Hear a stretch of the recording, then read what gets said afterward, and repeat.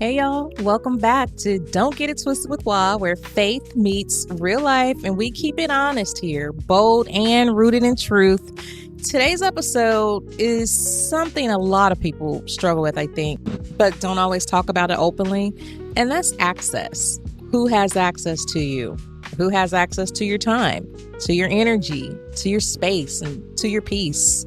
Because let's be real here, some of us are overwhelmed, not because we're doing too much, but because we're allowing too many people access to us. Think about that. And today, we're going to talk about why everybody doesn't deserve access to you.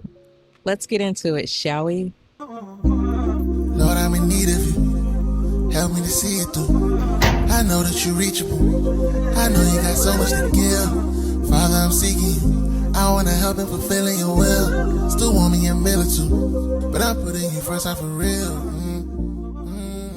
So yes, today's episode, we're talking about access. Who has access to you? Who has access to your time, to your energy, to your space, to your peace?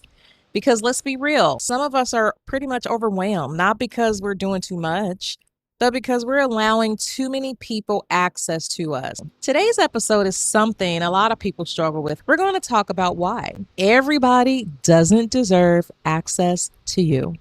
I know it might sound funny, but we're going to do this in 5 points today. Point number 1, access is earned, not owed.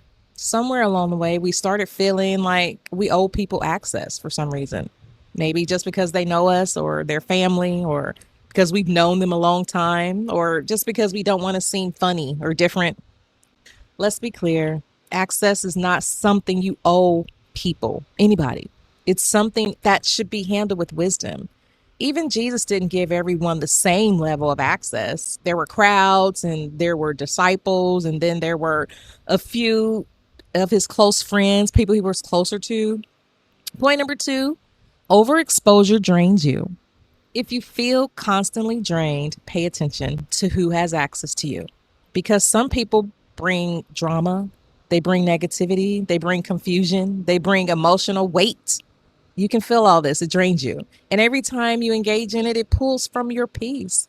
Proverbs 4:23 says, "Keep thy heart with all diligence, for out of it are the issues of life." That means you have a responsibility to guard what you allow in. Let that sink in. Point number 3, boundaries are not rejection. I've talked about this before. Let's clear this up because people get this twisted. Setting boundaries is not you being rude. It's not you being distant. It's not you thinking you're better than anyone. It's you protecting what God gave you. Let that sink in. Some people will feel rejected when you set boundaries. That's okay. And that doesn't mean you're wrong. It just means they're used to having access where you're no longer giving it. Point number 4, not everyone can handle your level. Here's the truth a lot of people don't say out loud. Everybody cannot handle you at every level.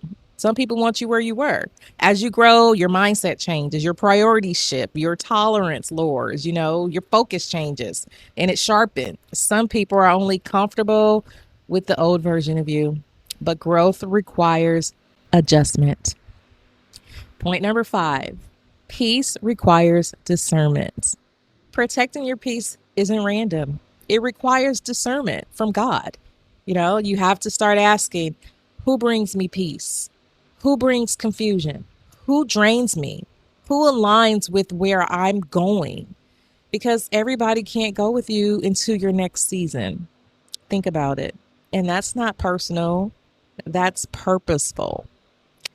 In closing, let me leave you with this. You don't have to feel guilty about protecting your peace. You don't have to explain your energy, your boundaries, or everything you do. And you don't have to give everyone the same level of access. Because if you think about it, when you guard your space, you protect your focus, you protect your peace, and your purpose. What has God purpose for you to do today? If this episode helped you, share it with a friend, share it with someone who needs this reminder. And remember, stay rooted in truth, stay grounded in faith, and as always, don't get it twisted.